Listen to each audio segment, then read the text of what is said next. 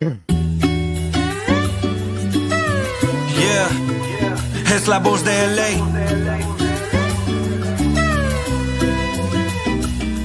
It's like una galaxiana, come and kick it with us. I bring the bossa nova beats and talk the club that we love. Another year to adjust, and Will Kuntz we all trust. 6 titles in the cabin, tell the haters shut up.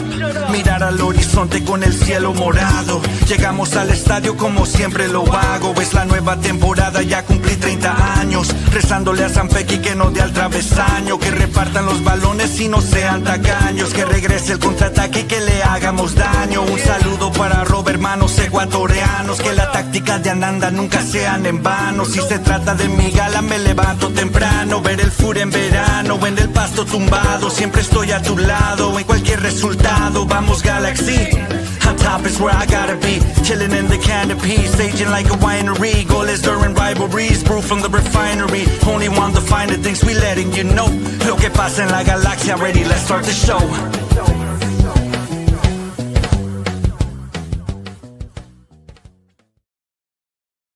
Hello, hola, and buenas, and welcome back to another episode of La Cuna Galaxiana, a podcast always made with love for all you LA Galaxy fans, wherever you may be. Cuneros, you're included in that one too, and MLS fans, hey, join us up as well. Thank you once again for being with us.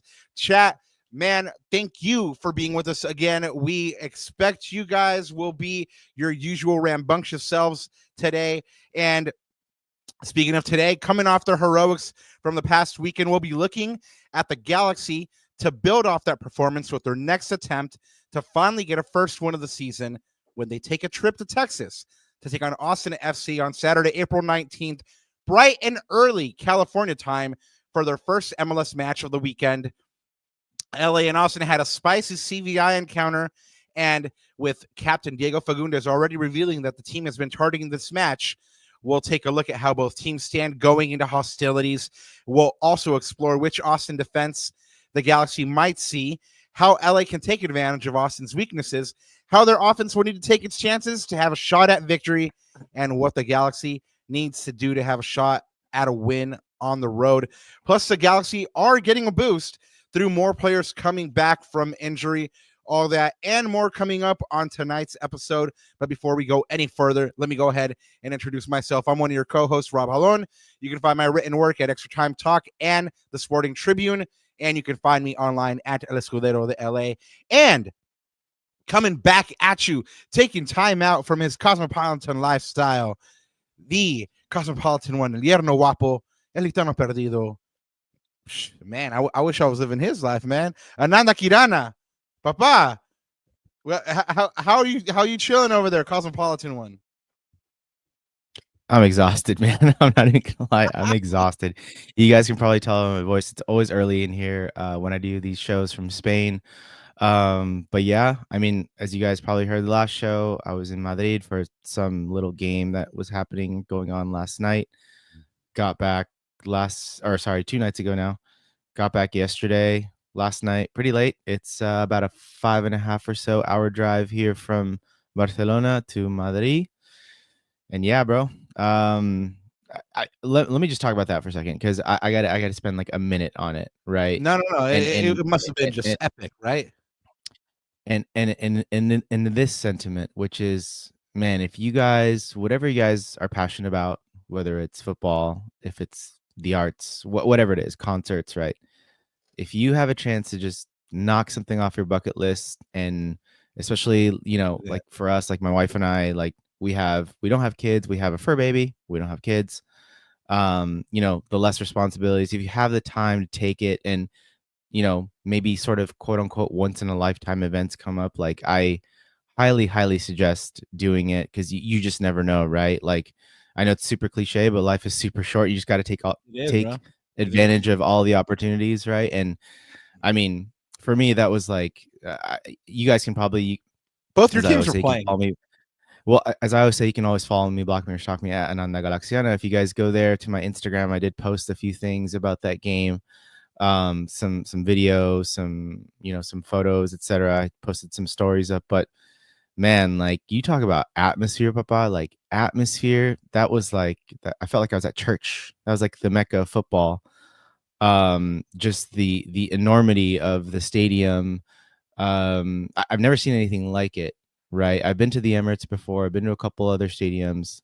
I've never seen anything like it I've never seen anything like a midweek game. Remember, people are, yes, it's Easter week, but some of them have work the next day. A lot of them do.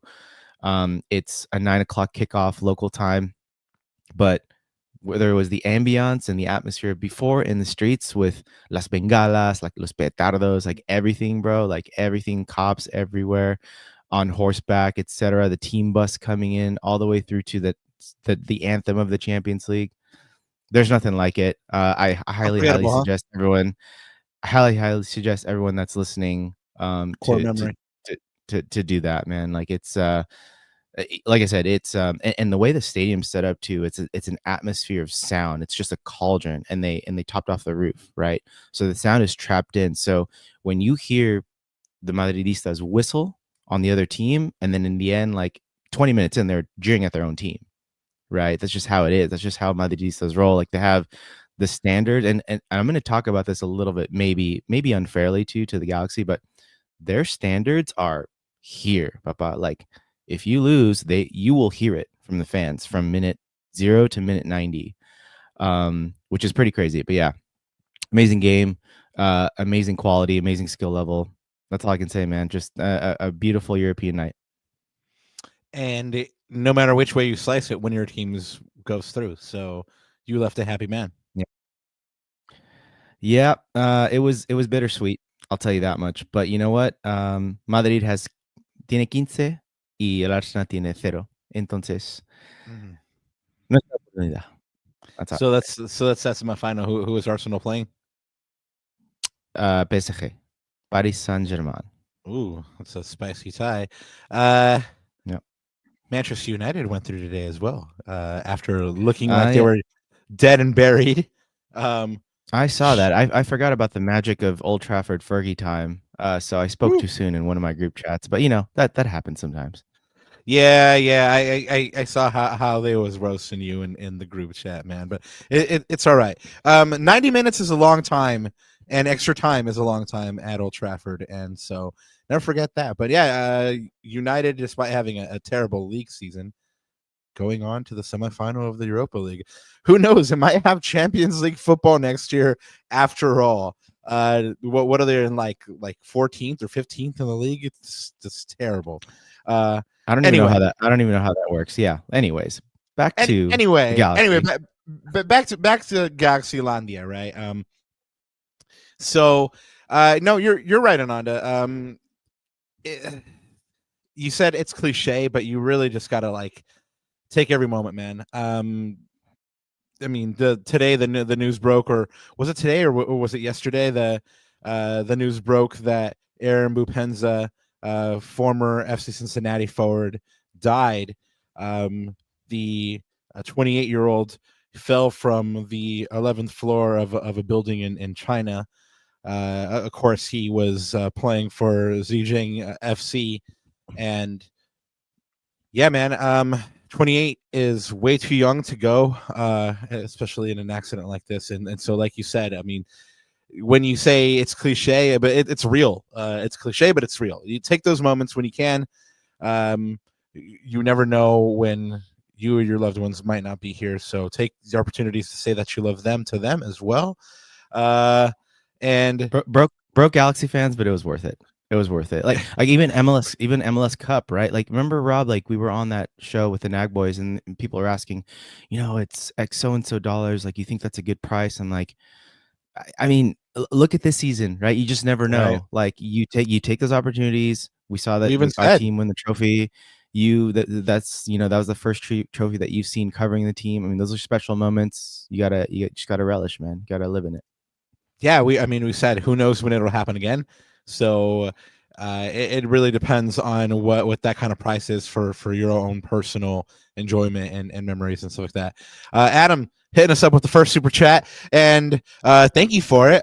We are on the super chat trail 26 to go ahead and signify the Galaxy's 6 MLS Cups. He says, will Diego score in another return to Austin? I can tell you that he is amped up for it. I mentioned in the rundown at the beginning of the show. I mean, it's he already spoke about in the last post-match presser, post Houston, how they were looking at this match already.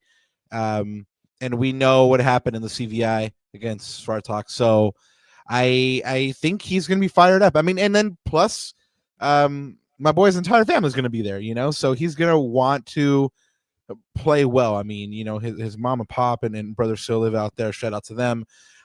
So whenever your peoples are there, you want to show up, you want to show off, and be looking for Diego to go all out.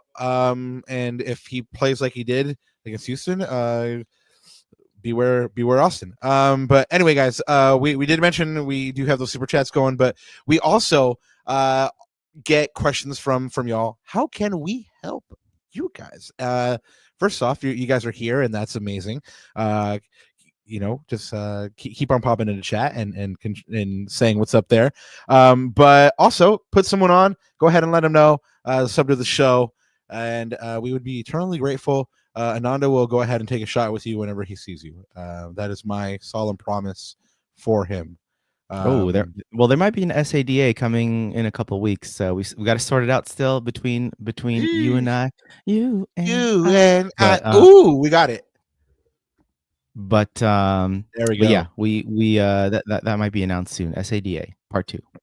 Okay. See Ananda, Drink Ananda Part 2. This time it's the East Coast. All right. Speaking of the East Coast, a significant amount of time in head coach Greg Vanney's journey in MLS was spent in Toronto, right? So he will now have a chance to pick up his 400th appearance. Well, not a chance. I mean, he will pick up his 400th appearance as a player coach for the LA Galaxy this weekend when they face off in this match against Austin. So for the Galaxy, he tallied 29 goals and 23 assists and 232 appearances in all competitions, 220 of those being starts, and that's pretty darn good for a defender, right? And that's across all competitions. In 5 seasons as Galaxy head coach, he has 167 games under his belt, and he led the Galaxy to their 6th MLS Cup in 2024. Interestingly enough, for all the shtick that he gets from Vanney outers, he is tied for best MLS Cup playoff wins percentage, Ananda, with .708. So the proof is in the pudding. I mean, the proof is in the data. Numbers don't lie, and he's tied for number 1, and he's got multiple titles under his belt. He's built multiple teams. So anyway, congratulations to Greg for 400.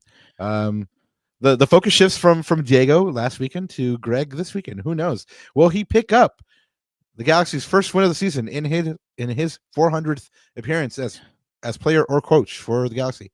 Yes, Ananda? Yeah, I was going to say something about the whole just people and comments and stuff like that and around Vanney.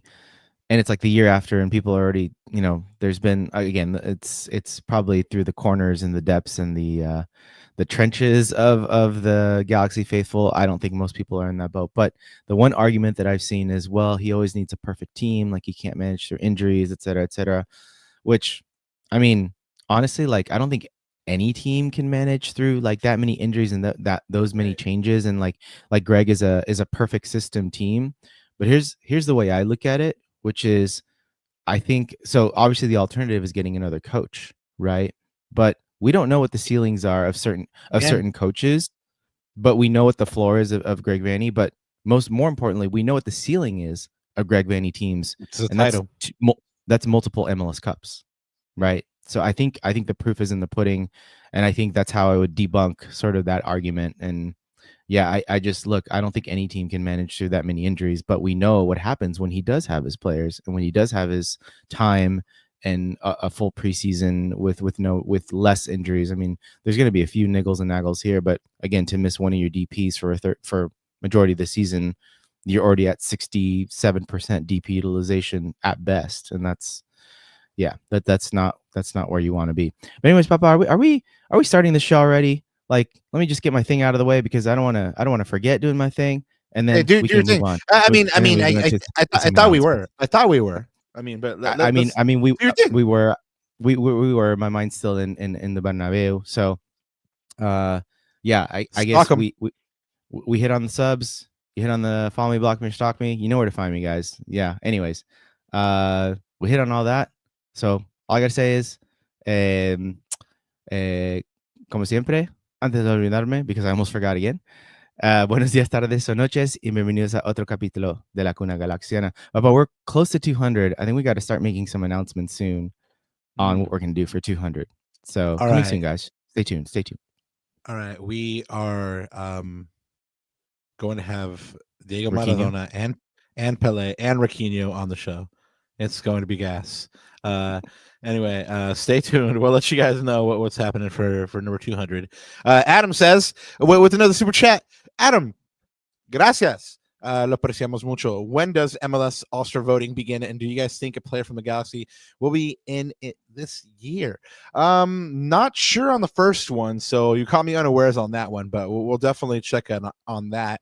And I don't think any player really merits a look on the All-Star team this year for the Galaxy at present. I mean, a player could turn it on, who knows, but I don't really think there's a player that merits that call up right now. Ananda, what do you think? Yeah, I agree. Not at the moment. Not the way we're. I mean, what? Maybe one or two of our players have made one or two out of 8 match day team of the weeks, right? Like last year, I feel like we were getting someone on there every week. This year, it's pretty dry. Yeah, pretty dry is right. But there was Diego this week, so that was a come up. Anyway, going right back to non-Galaxy related things. Just wanted to call out really quick. The Galaxy's home, the Digs, will be featured at the Olympics. They will host Olympic archery at the 2028 Olympics. So if you want to get your Katniss Everdeen on, that'll be happening at the Digs here. Archery looks pretty fun. Ananda, I mean, I'm down to go take it in. Anyway, soccer is going to be happening at the Rose Bowl. So Olympic soccer will be happening here in Los Angeles at the Rose Bowl. Also check that out. Big congratulations are in order to the Podfather, Josh Kessman, and the entire Corner of the Galaxy crew. That's Sophie, the Hammer, K Bax, Profe Alex. Am I missing anybody, Ananda? I mean, even of shows of decades past, right? Christian Miles and some of Josh's other co-hosts. I mean, it's been a long time. I mean, this is the gold standard, especially in not even just in the Galaxy sphere, but really on all of MLS and really in all of America or this country, right? This is podcast royalty get here, guys. So Josh, I mean, obviously he does a great job, and just that longevity. Like, I'm sure like Josh is exhausted just like I am right now, like having to wake up at certain hours and putting the time in. So I mean, this is effort and this is work, but Josh loves what he does and it shows. And 1,200 shows in, he's still going strong. So shout out Podfather and everyone associated with COTG. Yeah, and honestly, you learn from the cat, like being around him, and that's what I appreciate about Josh. So maybe he doesn't even know that we're soaking up some stuff, but we are. So congratulations to him and the crew on 1,200 shows, 17 years. Damn, that's a long time, man. I mean, we're 2.5, almost 3 in, and we're like, damn, we tired. So I don't know how Josh has done it. Like you said, the gold standard, not just in the Galaxy sphere, but in MLS as well. I wonder if he is the oldest MLS podcast running, or where he ranks on that list. He certainly got to be very high on that list, because 17 years is no joke. Fue cuando comenzó, bro. I mean, just like imagine. I mean, was just a young lad when he got everything going. But anyway, here's to 1,200 more. Should you want them? Congratulations as well to Diego Fagundes for winning goal of the match day. Like we said, he made team of the week. He wins goal of the match day for the lovely curling effort. He said, as soon as it left my foot, I knew it was going in. He told us in the post-match press conference that his Parente was letting him know, just bend it, just curl it. And he definitely did. Blake Gillingham could do nothing about this one.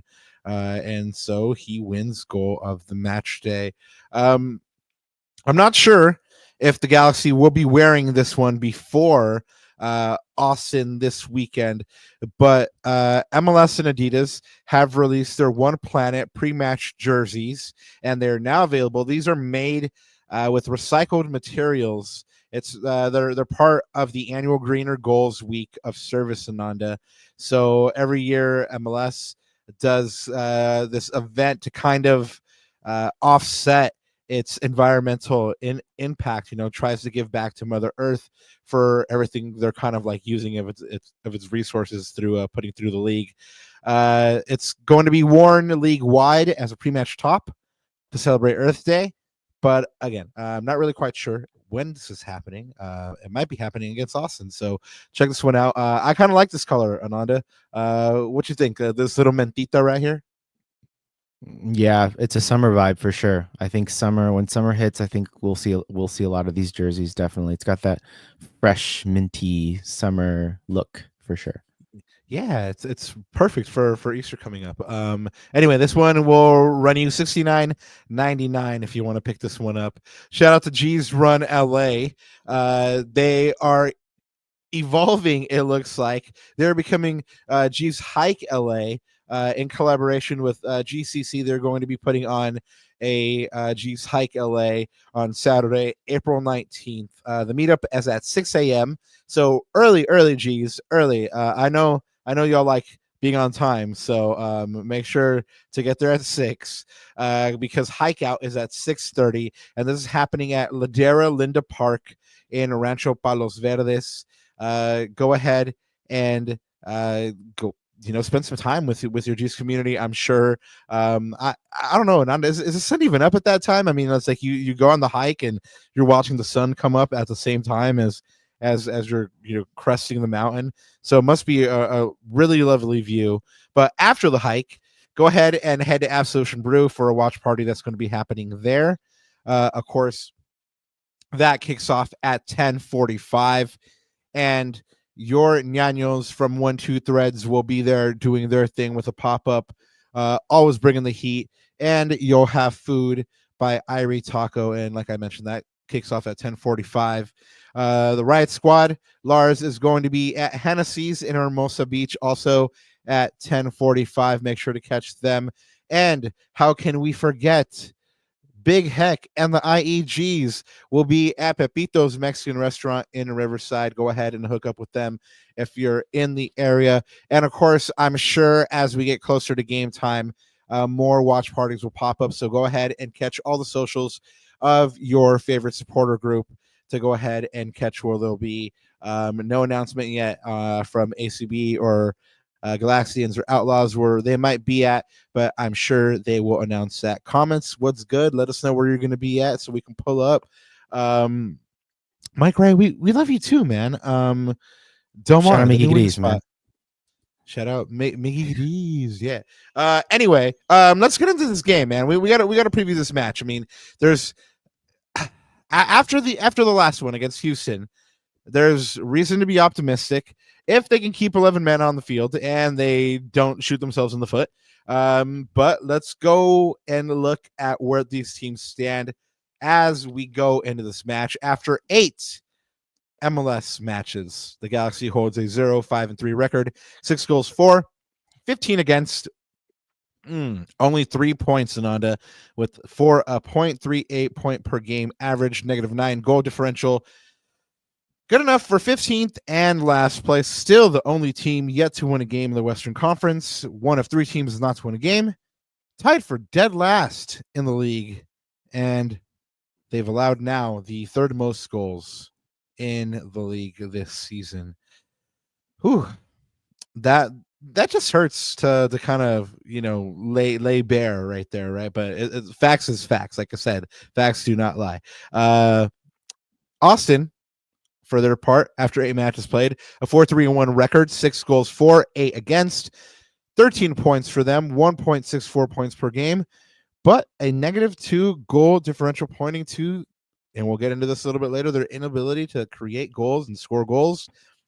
6th in the Western Conference, but they have hit a blip after 3 straight wins, and that blip was very significant. They conceded just 3 goals in their first 7 matches, right, Ananda? So, and again, we'll get into this as well, but you see a defense that's been pretty good. Goalkeeper Brad Stuver is usually pretty on his game. He has 4 clean sheets, most in MLS at the moment. So you've seen a defense that's been pretty good, and then you get to this last match against Vancouver, who, let's face it, have kind of proven that they are the real deal, at least so far, insofar as 8 matches go.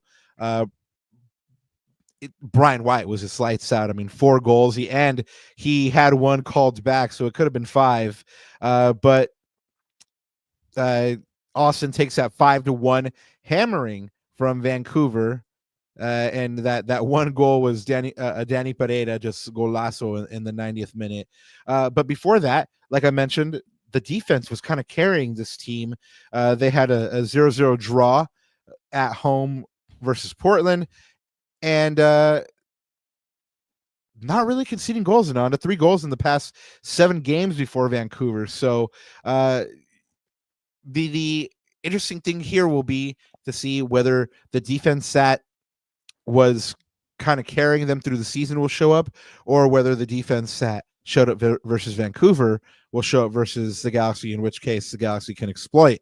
But Ananda, I know how much you love power rankings. So once again, let me go ahead and bring these power rankings to you, courtesy of Dr. Raquinho. No, he didn't come up on these. He wouldn't do you like that. Anyway, so the Galaxy in 29th, down 2 from last week, and Austin down 5 spots to 15th. And generally, the Galaxy are hovering around 28th to 30th in the rest of the power ranking. That's ESPN, SI.com, Goal.com. Yeah, they're pretty much hovering around that territory. No me extraña. Well, they're not wrong. I mean, it's what have the Galaxy done to say, hey, they deserve to absolutely be nothing. Yeah, I mean, they showed heart this weekend, and again, something to build on. But it feels like we've been saying that a lot this weekend, or a lot this season. Yeah, something to build on. I was gonna say, going on to your earlier point, I feel like the 5-goal drubbing. I think that's an anomaly. I think Austin's probably a better defensive team, especially with Stuver. We've seen how good he can be, especially with the Galaxy against the Galaxy. Always pulls off a goalkeeper masterclass. But I think Vancouver. But on the flip side, I think Vancouver's the real deal. XPH in the chat, what up, Herb? He says that winning CONCACAF Champions games in Mexico. I mean, this team's the real deal, man. I think they're starting to establish an early gap of quality and class in the Western Conference, and I think it's them and everyone else at the moment based off of form. So I think it's more of a testament of how good Vancouver is versus maybe how bad the Austin defense is. I don't expect that to be the case this weekend, if you ask me personally. Well, let's just face it, the Galaxy haven't created as much as Vancouver, and they haven't been as clinical as Vancouver. So you're right. It's going to be a completely different game. But let's look at the importance of this match, Ananda. I know you wanted to do a quick look at the upcoming schedule. Yeah, I mean, look, guys, it's 8 games in, right? Galaxy have no wins. We're standing on 3 points, right, Rob? I mean, we're in dire straits right now, right? Oh my So God. I tend to look at things in 5 game chunks, but Rob, this is a very important game. You look at that schedule, right? We got Austin away this weekend, and then you come back to Portland at home.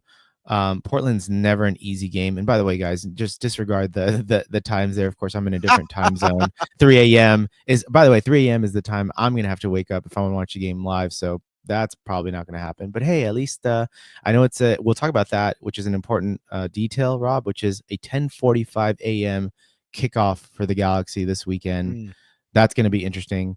But anyways, but you look at, so one thing is May, Rob, I looked at the schedule ahead. There's 7 games in May. So again, another front-loaded, jam-packed. I mean, in a way, we're glad we're kind of not in CONCACAF Champions Cup anymore, because that would have been an absolute, we would have had probably 9 games in May, right? Something absolutely ridiculous in the schedule. It's crazy, but you look at that stretch in May, Rob, away at Kansas City, away at the Red Bull, away at Philadelphia. That's not fun. And you've got midweek, right? So you've got a game on 5/5, 5/11, and then on Wednesday 5/15. Well, actually it's 5/14, because these are all, just forget about the dates for a second. Like I said, it's a little funky, but you look at that and you say, this is, I mean, we talked about things not being a must win, and unless they're must wins to get in the playoffs, but you look at that schedule and you're like, we've got to pick up points, Papa. We've got to get that first win, right? That, I think that highlights the importance. And now away at Austin's probably not the best setting for that. Like I would have said at home at Houston, right? If we didn't shoot ourselves in the freaking foot like we always do. But you look at that schedule, and that's why it gives me pause. It pauses me for concern. Definitely. Well, you gotta at one point just start doing the math, right? I mean, the Galaxy have 3 points. I believe last year in 2024, was it 45 points? That was the 9th place spot. Is that correct? Yeah, I'll fact Can check someone that for you fact as check me on you're that? as you're going through. Yeah, in the Western Conference, 47 points was 9th place. Actually tied for 8th and 9th. Austin just missed out at 42 points. Right. So that means they need 44 points. How many games are left? They've played 8. There's So 34 in the season. there's your math. There's your math. Yep. There's your 26 games left, Papa. 26 games. Yeah. Okay. All right. So there's how many points available left? There's 18. Multiply it. Yeah. So 78. 78 points available left. Yeah. Is that correct? Yeah, something like that. Yeah. All right. So they need 44 out of 78 points, basically. So we just did the quick math. Oh, I can math. Yay. Congratulations to me. So yeah, no, I mean, which is like 14 or 15 wins out of 26 wins, right? Not even draws, wins. So again, I think going into this match, I think it underscores the importance of this. And here's the other thing that I'm going to say: the fact that, I know Josh is trying to do some math last couple shows. The fact that we're doing math 8 games into a season, that is already grounds for an absolutely ridiculous, like that. I think that's the bigger point. That is the bigger point right now, is the fact that we're doing math 8 games a season. It reminds me of 2023.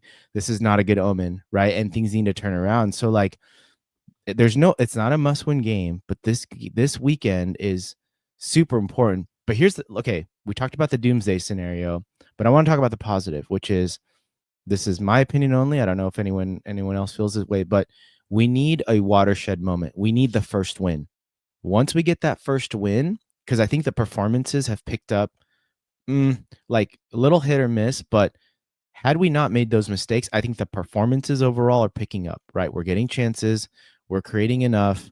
We're just either shooting ourselves in the foot with a mistake, on top of maybe not finishing at a rate that we did, at a clip that we did last year. But we've got Peck back. We got Paintsel back. Those are 2 of our big guns back. So I think once we get that first win, the confidence will pick up. Baba, this is a confidence game. So we just need that first win.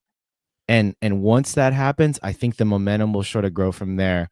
But you look at that schedule and you say, boy, do we ever have to pick up that first win soon, because we got a 3-game roadie in a couple weeks. That's not easy. Those are not easy places to play. You're playing against Kansas City, against Daunting, which is our bogey team, right? Red Bull away.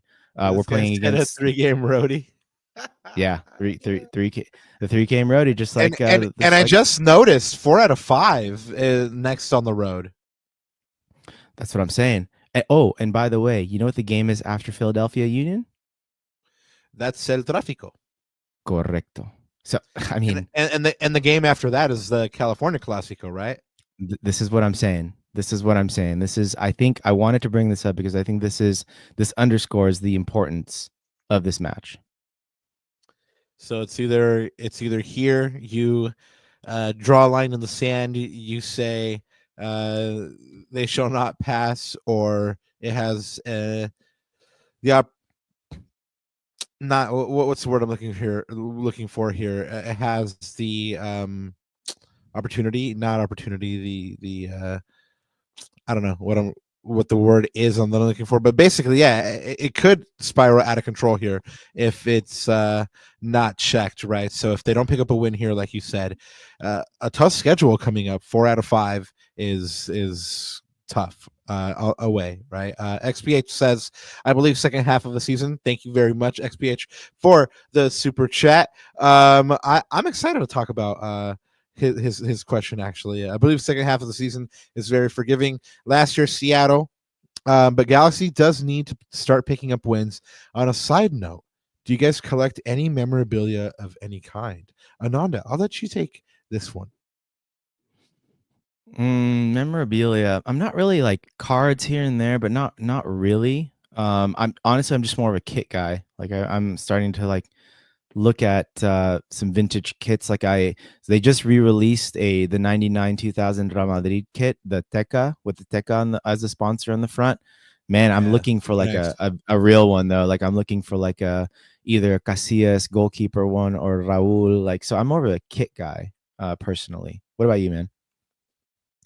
Well, I was a kit guy, and then I started covering the team, and we can't really wear anything Galaxy branded when you're covering the team. So I just, at one point, I just stopped buying a lot of Galaxy gear, and so I don't really have as much as I did. But yeah, I mean, I have a bunch of Galaxy kits as is. But speaking of Austin. Last year, we were there for Galaxy versus Austin, and we were super excited to be there, and the Galaxy lost in that fixture. But it was memorable for me because I got the crew, Ananda and the wives, to walk with me to a very, very cool record store in Austin, and spent a lot of money that I didn't have. And wifey, to her credit, was very nice and just kind of let me buy records to my heart's content. And so to answer your question, XPH, records are my current thing. Always on the hunt for good, tasty music. So if you have any recommendations, go ahead and shoot it down. I mean, I guess I'll have to say scarves too, but like more specifically scarves. So like, for example, yesterday or 2 days ago, I bought one that said like Real Madrid Arsenal, and then like the whole like the La Fecha and everything, right? So like scarves that mark occasions, just to remember the experience, right? But speaking of scarves, man, I got Papa Jalon something, because I know he's a Madridista, he's a merengue. So, yeah, I did pick up this little, oh this, man, UEFA Champions League. I know Papa Jalon's gonna be proud, man. By the way, we drove by the Rio Jalon, so there you go. It looks looking good, Papa. Looking what? good. Charquitos looking You good. drove? Yeah. Oh, you drove by it for realsies? No, for real. I'm serious. Oh, that's awesome. I'm gonna have to tell the Minister of Finance here in the Dolan household that you guys saw it in person. It exists. Anyway, you guys are now invited to the parade when we're in Spain. Anyway, let's get into this match, right? Because we just talked about the last time the Galaxy were there, how they dropped the match. We were super excited to go, and then the Galaxy probably played up to that point their worst game of the season. But this one is the first match of the weekend. So the Galaxy have the opportunity to kick off the weekend in a good way and kind of ride out the rest of the weekend with some good feeling and maybe get some talk about them in a positive light, rather than, what they haven't done and how they've been, quote unquote, failing this season. So Galaxy, this is the opportunity for you to do something, especially against a wounded Austin side after that 5-1. But it marks the 9th occasion these two teams will play, with the Galaxy leading the series 5-1. In 2 matches played between the two teams last year, the Galaxy held a 1-1-0 record, and in 4 all-time matches played at Q2 Stadium, the Galaxy holds a 1-2-1 record.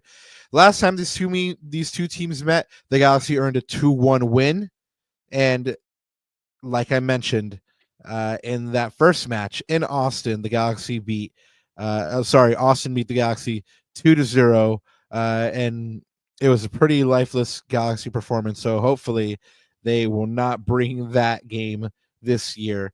And here's kind of where this game gets intriguing, Ananda, because the Galaxy haven't put in the performances to make this match really that noteworthy, right? But during the CVI, there was an incident. I'm sure you remember this incident, Ananda. Do you want to go ahead and give us a reminder? Well, it's definitely Dieguito was involved. But you go ahead. You go ahead. I remember. Well, all I remember was Diego just got fired up. I actually missed it live. Was it the midweek game? Because we weren't there, right? We weren't there in the flesh to see. Yeah, I think. Oh, that's right. It was a midweek game. I was. So I remember. Okay, you were there. I wasn't. I was making lunch with my wife at home, and then algo pasó, and then my wife was like, "¿Qué pasó con Dieguito? Dieguito, ¿qué pasó?" And then yeah, things things fell off the rails a little bit. Well, if you guys don't remember, I'll remind you. So this was, I believe, in the first match of the CVI, if I remember correctly. I had gotten a ride down there with Marvin. So shout out to Marvin. And Shout out. it was kind of early in the match. And mind you, this is the first match of the CVI, first match of preseason. I mean, they had a closed door scrimmage against NYCFC, but up to this point, it was the first opportunity to see the team. And I think it was like the 18th minute. It was very, very early, and they play a ball to Diego on the left, and him and Alexander Svartok are running for it. It's a 50-50, and they both kind of like bump into each other and knock each other off the ball. And if it had ended there, it would have been just fine, except for Svartok kicks out at Diego, and they immediately just got in each other's face. And it became the image basically of that day at the CVI. And so later, Diego was proven correct actually when he released photos on his social media of what this encounter looked like slowed down and in pictures, and the haters kind of quieted down after that. So there is kind of like a feeling there already. And not only that, Ananda, but we've mentioned already that Diego's family lives there in Austin, so he's going to want to perform well for them. But he also played for Austin, and you always want to do well against your ex, right? You always want to go out there and show them like, hey, this is what you're missing, right? So yeah. I think that and especially how he left too. I don't think they left on the best of terms. I think he wanted to stay there and be a lifer, which is harder and harder to do these days. But yeah, I think it's the way that happened too. Remember, guys, on top of what happened in the CVI, there was also that Biro 2-footed challenge last year, and that 2-1 win at home against Ricky Puig, which I think we eliminated them from the playoffs officially with that game. So there's a lot of bad blood between these two teams for Is it a sure. bad blood? Oh, you got me. You got me singing that Taylor Swift. Maybe Ann says, "Daddy Rob." Okay. Is this a must-win game at this point in the season? So yesterday I was on this pod called Soccer and 60. Shout out to those cats over there. They asked me if this is like the point where Galaxy fans need to start panicking, and I said no. I said there's a lot of season left, but saying, I mean, without going to all the reasons that I told them, no, you shouldn't be panicking. You should be concerned. There is a point where, again, we're doing the math, right? And there's still mathematically a lot of points, room for error, right? But there's going to be a point when there's not. And I think when that point is that you're looking at this and going, okay, they mathematically cannot lose any more matches or else they're not going to get to that magic number. I think that's the real must win here. But there's got to be a point that the Galaxy start picking up results. We talked about it with Ananda in the last pod. Who knows what that is though? Who decides that? Is it the fans who say, okay, after 10 games, we're just going to put our foot down and say enough is enough? Is it Will Kuntz who quite made his position pretty clear on Corner of the Galaxy the other day, and kind of let it be known that Greg Vanney's job isn't under any jeopardy. I mean, it's really kind of a crapshoot, to decide where is the line in the sand. Again, for me, mathematically, that's the line in the sand. When it says the Galaxy can't make any more errors, or else they don't get to 47. Ananda, is that what you said? 47? Yeah. Yeah, I mean, I would say on the road, look, you don't want to lose. It's a must not. I would say it's a must not lose game. Let's put it that way, especially on the road. But the big thing is for me is at home, man. We've got to start picking up wins at home. That's where we made our bread and butter last year, was at home, making the Digs a fortress. Give And me so bread I think and those are butter. probably the closest thing to must wins, are those games at home. So like the Portland game. But on the road, you want to try to pick it. We were never we weren't a good road team last year until really when we got to the playoffs, right? At some level, thrashing Colorado 6-2 away. I think it was at home, or sorry, away. So yeah, man, it's I would say it's must not lose. We've got to pick up a point at least.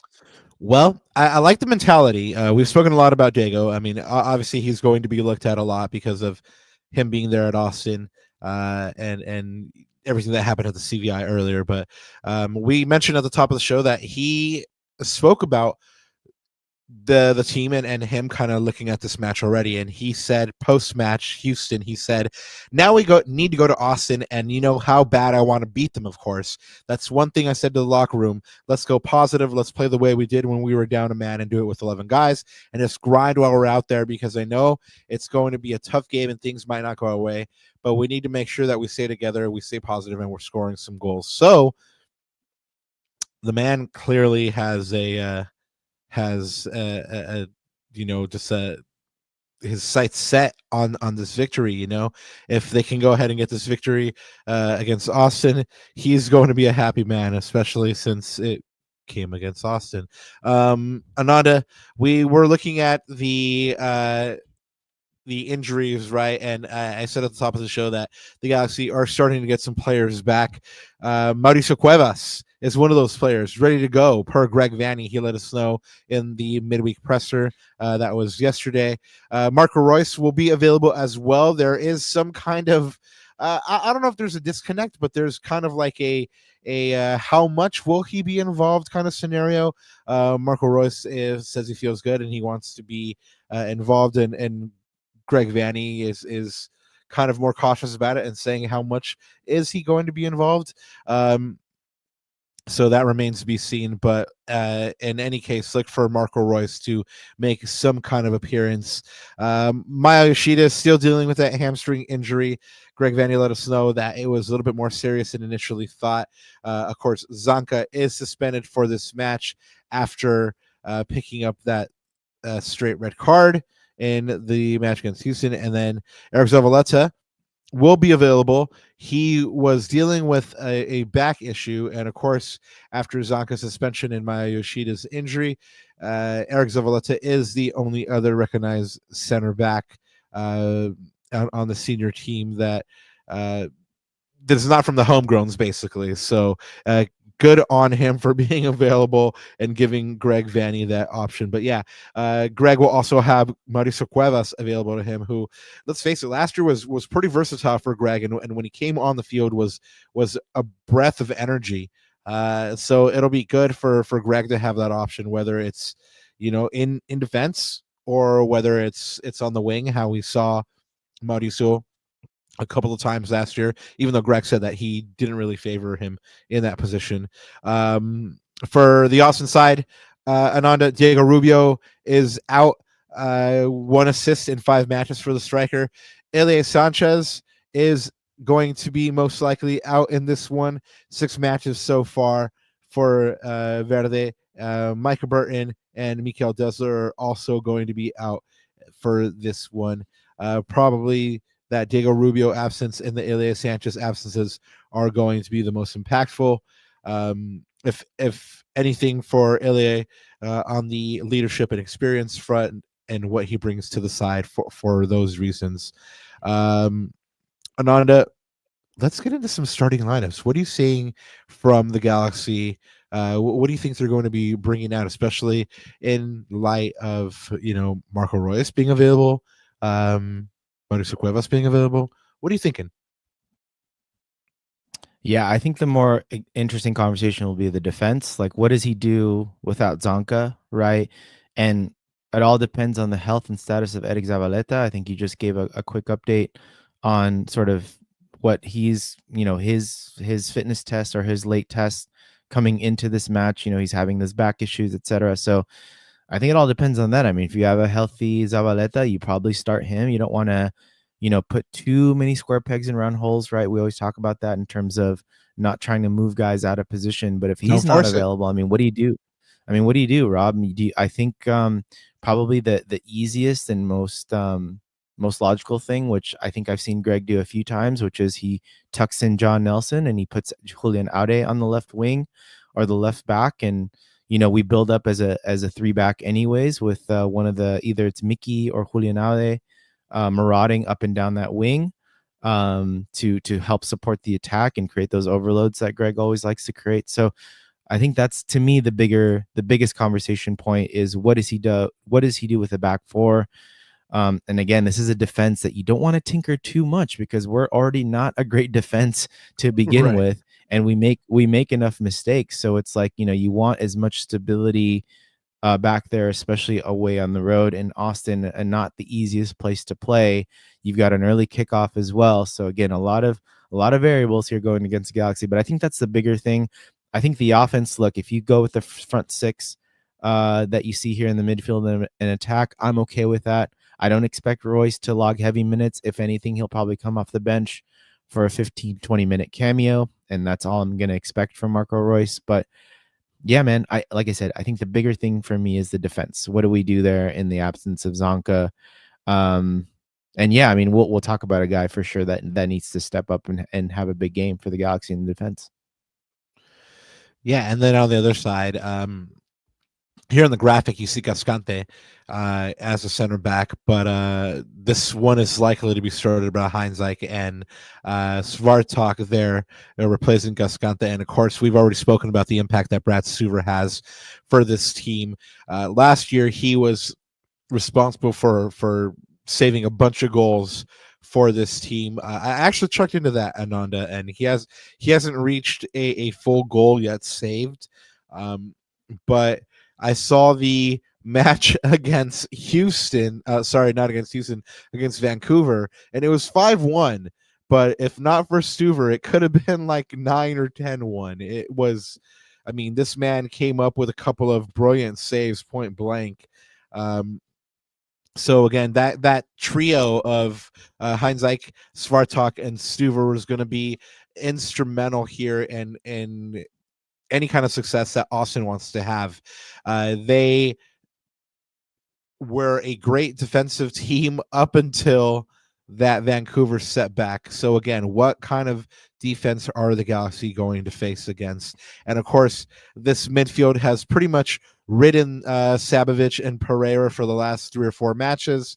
When it hasn't been Savic and Pereira, it's been Sabovic and Ilya Sanchez. Pretty much constant with Bukhari and Wolf on the wings. That's how you're going to get a lot of your production. Bukhari, of course, has a lot of that natural speed. So Mickey Yamane is going to have a tough test against him. Where you're finding the deficiency in this team, Ananda, is in the big money strikers that they signed, Merto Uzuni and Brandon Vasquez, who combined haven't really done what's expected of them, especially for the 20 million plus that Austin has showed out on them. But we'll go ahead and get into that a little bit more in a moment. Ananda, go ahead and tell us what the stats tell you about what we can look for in this game, and that might let us know how we're going to predict for this one, which you're going to do first because I went first last time. Yeah, like I said, so I think the 5-goal, the drubbing that they recently received, I think that's more of a blip. Like I said, I think that just goes to show how good Vancouver is. But I did pull out some of the stats, and I think some of these things are noteworthy, Rob, in terms of how we're going to expect this game to unfold, or sort of the battles of will and attrition that are going to unfold on both sides. But you look at the possession. Austin's a team that doesn't have a lot of the ball, Rob. They're very different than the Galaxy. Galaxy is in the top 10 in the league in possession. Austin is in the close to the bottom of the league at 29th and 42.9% possession. I think, which is interesting. I think it's a little bit different than what they were maybe the last couple of years. And I think, Rob, the sale or the exit of Sebastian Drusi, I think, has altered the way Austin has played. And now they're a little more top heavy. So that's why they go with the more 4-4-2, since they don't have maybe the most natural number 10 like a Driussi. So I think that's what's contributing to sort of how Austin is playing this early on in their new season with the new team. Can I take us back real quick? Can I take us back? Do you remember when we had Alex from We Are Austin TV on at the beginning of the year, right before the CVI? He was actually talking about how they would be able to make up Drusi's production in the aggregate through these midfielders that they have. I haven't really seen that be the case yet. Drusi wasn't a pure 10, but he did create and he did score. By virtue of his danger, he would draw defenders to him, giving his fellow teammates space. You don't have that in Austin's midfield at the moment. You don't have somebody that's going to create and going to connect the lines, and by virtue of being dangerous, open up space for Zuni and Brandon Vasquez. And this is why you're not seeing them score. But anyway, we'll get into that again in a moment. Go ahead. Well, just to build on that, a team without an ace in the hole in midfield, struggling to score goals and struggling to get their forwards unwound. Sound familiar, Rob? Hint, hint, Ricky Pooch, right? I mean, this is when you have new midfield, it does take a while for things to gel. So anyways, and we talked about the lack of offensive production for Austin, but also for the Galaxy. I mean, these are two teams, Rob, that offensively are not in a good place. I mean, you look at shots on target per match, Austin FC is at 3.3. That's bottom 5 in the league. Big chances, only 15 big chances. That's bottom 5 in the league. If you look at the Galaxy in those statistical categories, they're also in the bottom 5 of the league. So again, two teams struggling to generate offense, which is interesting from Austin's case, because like they made two, they invested in that position heavily with two big name marquee signings to fill in their DP spot. So that's interesting. You look at the defensive side, Galaxy, we haven't been a good defensive team. We're in the top 3 in XG conceded. Austin, again, not too bad. That's probably because they've sort of reverted to a different style, but 23rd in XG conceded, which is good. That's top 10 in the league at 9.8 after 8 matches. So that's not bad. They are projected to concede 10 goals. I believe, Rob, I got to look at the table again. I think they've conceded, anyways, fact check me on that, but I think they've conceded less than 10 goals. That's for sure. So they've sort of overperformed. Who that is? Austin. Yeah. Goals conceded this year. And then clearances per match, I think they it's look like 8. they're so they've overperformed that a little bit, right, by a couple goals. Stuver probably has a big part to do with that. Clearances per match. This is a team that, again, given their defensive, I would say, sturdiness, it looks like they do get stuck in. They clear danger, and that's why they've had a lot of clean sheets. Rob, look at that. Austin is tied for number 1 in the league in clean sheets this year at 4. You Big look at the Stuver. Galaxy. You look at the Galaxy. Guess how many clean sheets the Galaxy have this year, Robert? Nada. Exactly. And you know what? Here's another wild stat for you guys. Galaxy are the only team this season so far without a clean sheet. We were the last team. Say it ain't so. Shout out Yeah. Weasel. Say less, right? I mean, and I think that's a huge contributing factor, man, to what we've and to our struggles this year. I mean, did we have a clean sheet? And I mean, the only clean sheet that we've had this year was in Champions Cup, right? And the home leg against Tigres. And that's it, man. So yeah, we gotta flip that. We gotta flip the script on that for sure. Yeah, well, the Galaxy having trouble on the defensive end and also on offense. They haven't really created. They haven't really finished too much. But for Austin, it's just the offense that hasn't really ticked over. I mean, you mentioned the investment. I've spoken about it as well. They have only conceded 8 times, but they've only scored 6 goals all year in 8 matches.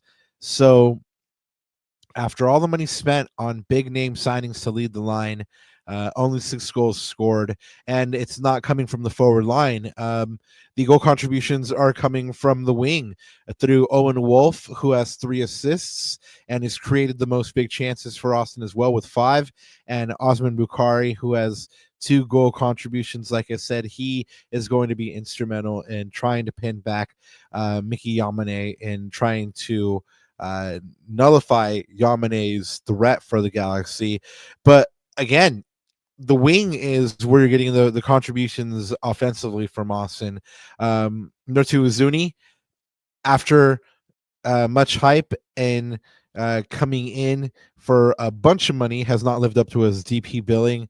Only 1 goal in 6 matches or 458 minutes, despite having a 2.23 XG. So underperforming his XG at the moment.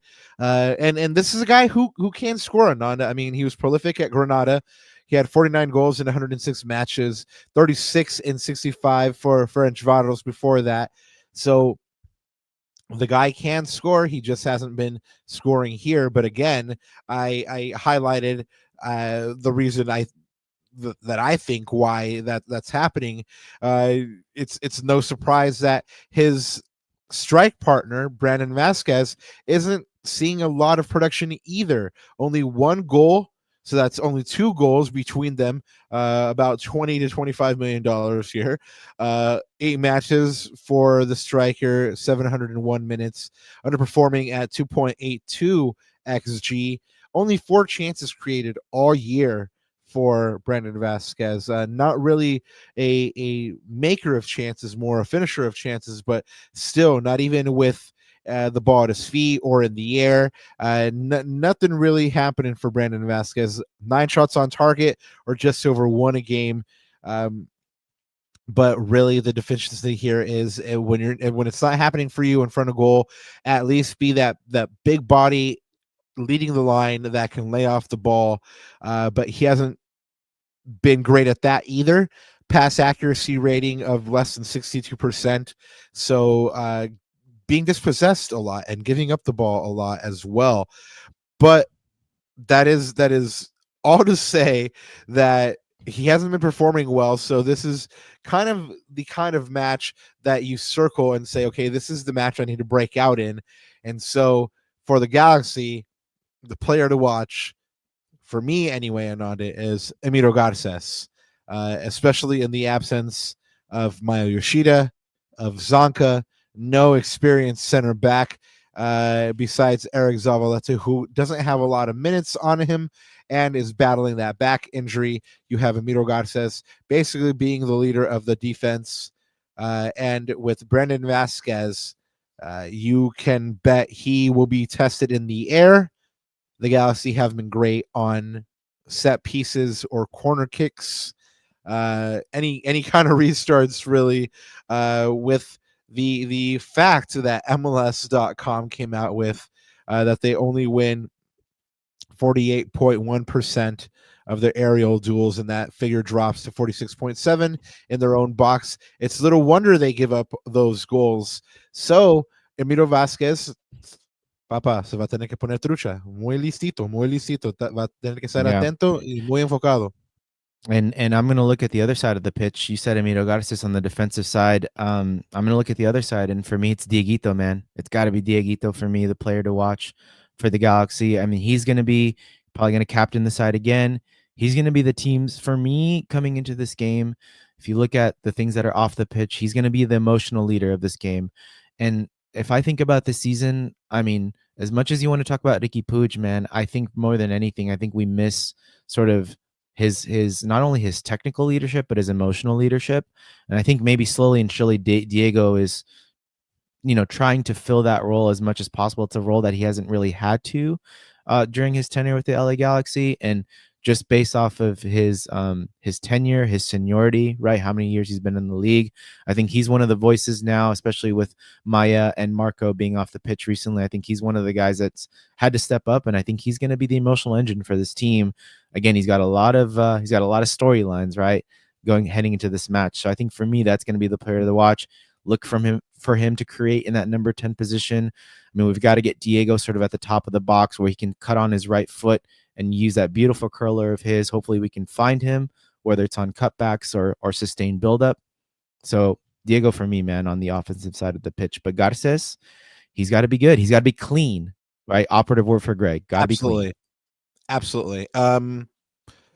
If Diego has the kind of game that he had against Houston where he could be dangerous, especially with that 11th man on the field, again, that facilitates space for your offense. The man who could be the main beneficiary of that space is Gabriel Pecci. That man is due for a breakout.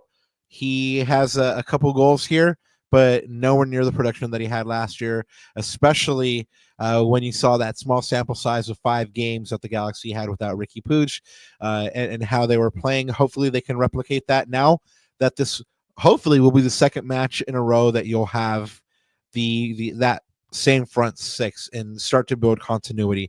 But chat, you have Ananda asking you here for score predictions, but I also want to ask you, for the Galaxy to win this match, they have to ... Let us know what the Galaxy need to do to win this match.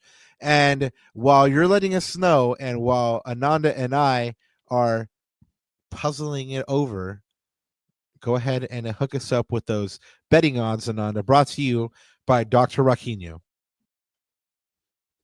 Let's pull this up here. So betting odds at the moment, the home team, Austin FC, at a minus 118. That's 54% win probability. The Galaxy are at a plus 320, Rob. So pretty decent payout there. Again, we are not your financial advisors. 24%, kind of low. I think obviously the bookies are taking into account the Galaxy's recent form, their recent struggles, especially away from home. Maybe that 2-0 away loss last year is also playing into this. But yeah, I mean, the Galaxy are not in a good place. Let's call a spade a spade. It is what it is. But like we said at the top of this preview, right, this is a super, super important match, not only from the points or table perspective. I mean, there's only one way to go, but up. But it's There's just a lot of implications. You've got to get some momentum, and a win will do a long way. I mean, even a point, Rob, like you want to keep this. You want to build off of the positives from Houston, right? You want to take as many positives out of as you can. We talked about maybe moral victories aren't enough at this point, which I'm tending to agree with now more and more as these games start rolling on, because we're going to hit the 10-game mark pretty soon. That's a third of the season gone.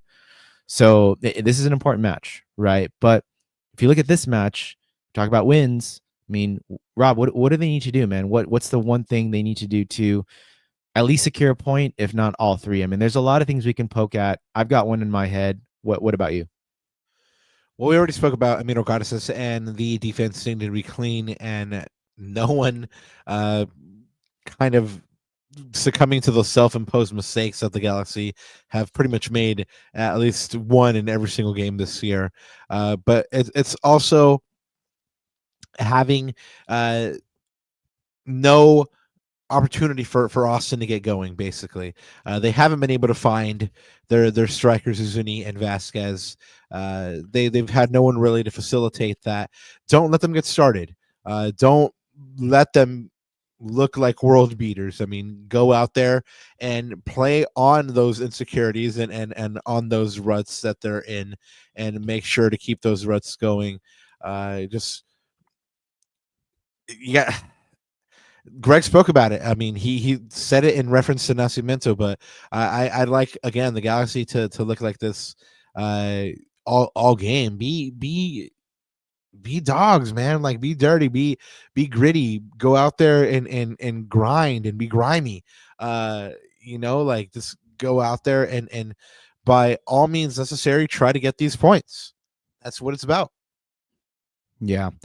I mean, you touched on a lot of things I was thinking about too. It's, one of the things I was thinking about was being clean. Obviously, that's just limiting your defensive mistakes, especially away from home. That's super important. You want to give yourselves a chance to nick a win, right? Make it 0-0 at 70, 75 minutes. And then, if you need to bring on a sub for some extra legs to get that game winning goal, so be it. But if we're going to remember, Rob, I think there's only been one time that the Galaxy this year that they've not given up the first goal. So what I'm going to say is for the Galaxy to win, they need to not give up the first goal.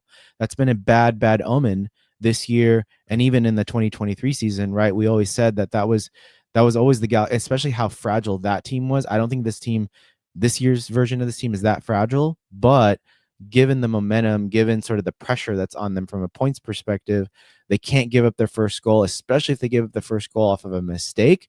That's going to shoot down the confidence, especially with a young back line. You look at Emilio Garces. So we need to, more than scoring first, for me, it's not giving up the first goal. Because like I said, if you're 0-0 going into minute 70, 75, you've got a shot, right? Even like Houston at home, 1-1 heading into the last 20 minutes of the game or so, we have a chance, right? And we were a man down, and we could have nicked that game if we wanted to.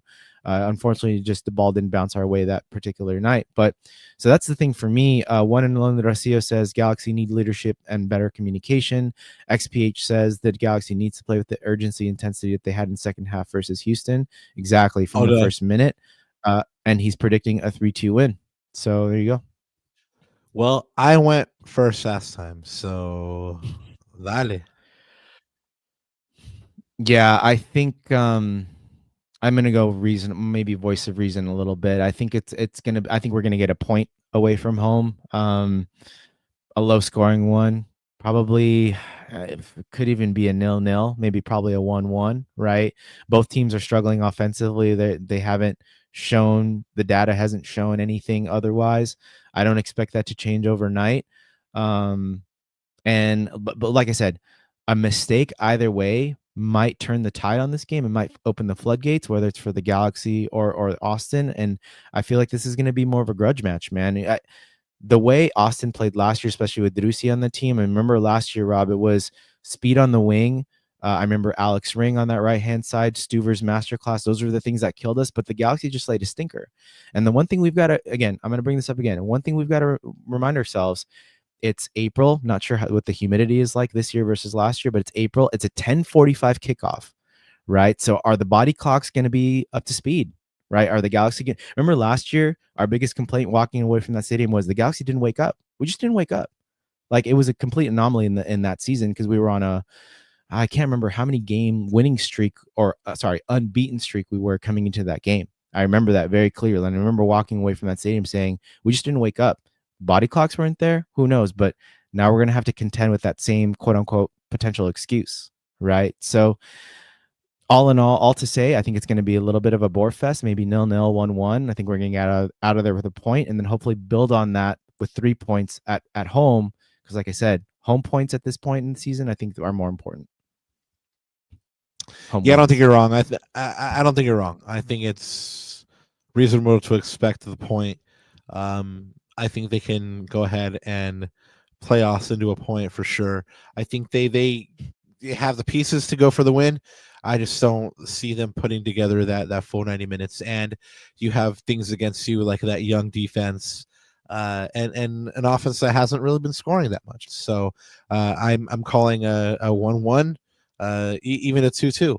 But I think they get that point, go ahead and go 2 games unbeaten, and like you said, try to go home against Portland and try to pick up 3 there. And that's pretty much it. Pottermist says 1-1 at best. Yeah, calling that 1-1 or 2-2 myself, Pottermist. So you are in good company there. Ananda, anything else to add before we get on out of here? No, I'm just trying to look at if anyone in chat has got anything. I always try to leave the last word to chat. But yeah, no, guys. I just want to. I said I would go back to this point. I want to go back to this point, which is being in Madrid, right? Being in Bernabeu, being in that stadium. I mean, like I said, Rob, like the fans weren't happy. They hold their team to such a high standard. Like it's kind of ridiculous, actually. And I was trying to think about like should I feel that way about the Galaxy? Like, I mean, I'm not going to whistle like 90 minutes for my team if they're not like, but in Madrid they do, man, because they hold that team to higher standard. Now, I think it's unreasonable or unfair to maybe apply that towards a team like the Galaxy or MLS in general. It's a totally different league, right? Different constraints, different requirements, etc. But what I will say is we as fans, like if I see comments, I see a lot of comments on X and stuff like that of, basically fans poo-pooing on this team and expecting better. I don't blame them. I think we should expect better. This is the LA Galaxy, man. Like 8 games into a season without a win is honestly kind of unacceptable, right? No matter what the excuses are, etc. So I see that side of the argument, but I think we've got to temper that with the mechanisms of MLS and just the difference of what the leagues are, right? In general, we're not a European league. There's a lot of salary cap constraints, etc. But I think as the games go on, though, we talk about the must-win situation. We talk about moral victories not being enough. I think at some point we do have to hold this team to a certain standard where, hey, like this is unacceptable. We got to turn things around. And I think that situation, that picture, that sentiment will become clearer depending on, we showed on the screen how these next 5 games go, right? Like I think there's no more excuses now. Players are starting to come back. We've got to start picking up points. You're not wrong on anything that you said. And after these next 5 games, there'll be 13 games in. And at that point, if they're still sitting on the same amount of points or, just have not picked up that first win yet, I think at that point, again, I was asked, is it panic time? No, it's not. It's concern time, but I think you're 13 games in and you still don't have a win. I think at that point, something's got to give. Who knows what that is? I don't have that answer for you, but it's the definition of insanity is to keep doing the same thing which has brought you failure and expect a different result. So 13 games in, you keep on doing the same thing and you're not getting the result. You insane. Hopefully it doesn't get to that. Hopefully this is the line in the sand which the Galaxy need to go ahead and turn that season around and pick up these 3 points. I'm calling a tie, but I want to be wrong. Hopefully they get that win. It's doable. This team is on paper as good as Austin and can get this win. Now, we did mention which Austin defense is going to show up, which Galaxy team is going to show up. The team that showed a lot of heart to try to come back against Tigres to get that 0-0 at home against Tigres, or the team that showed up against RSL. It remains to be seen. So with all that being said, Ananda, you're right. The moral victories are no longer enough. They need real tangible victories so they can start building on that good feeling and start building momentum. And then by the time that Ricky Puig comes back, be somewhat placed to go ahead and make a run. But I think Yeah, that's well, pretty much it for us. yep, I think that's pretty much it for us. So here you go. Here, I like to leave that things to chat. So we'll cap it off with this one. Only Rocio said, "I understand that we haven't had the best beginning this season, but it's time for the excuses to stop. We got rid of all our depth, and this is what happens. We need to do better." And this is what I'm saying. Like I understand that sentiment now, and maybe it's like I said, because I kind of saw like what that looks like when you hold a team to such a high standard like the Madridistas do. I mean, it's crazy, man. Like they're literally like just jeering at their own players to like pick it up. And yeah, I mean there's some salves over there, bro, like absolute salves. But let's take a little bit of that sentiment towards this LA Galaxy. Rob, we're the team with the most MLS Cups, the most storied franchise in this league that's ever seen in existence. 8 games with no wins, not good enough. Not good enough. Yeah, no disagreement for me. It hasn't been good enough. The players know it. They've said it. Greg knows it. He said it.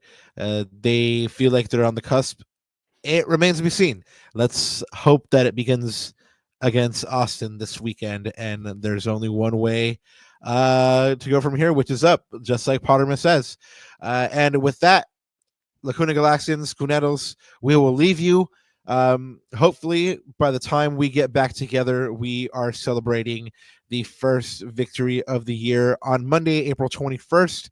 We'll bring you our Galaxy versus Austin SC reaction and everything you need to know from that match. And then a week from today, on Thursday, April 24th, we'll preview the Galaxy versus Portland for you, the second time these two teams meet this year. Last time was a 1-1 draw in Portland. Let's see if one of these two teams can get the advantage here. Until we meet again, for my co-host Ananda Kirana and myself, we want to say thank you once again for being here with us. Go ahead and hit that like button, hit that subscribe button. Chat, thank you so much. Los queremos mucho. Gracias por estar aquí con nosotros. And one thing left to say. Ready for it, Ananda? Dale. Órale, vámonos. L is strong. Vamos, campeones. And G's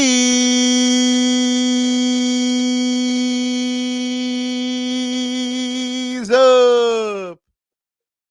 Pew.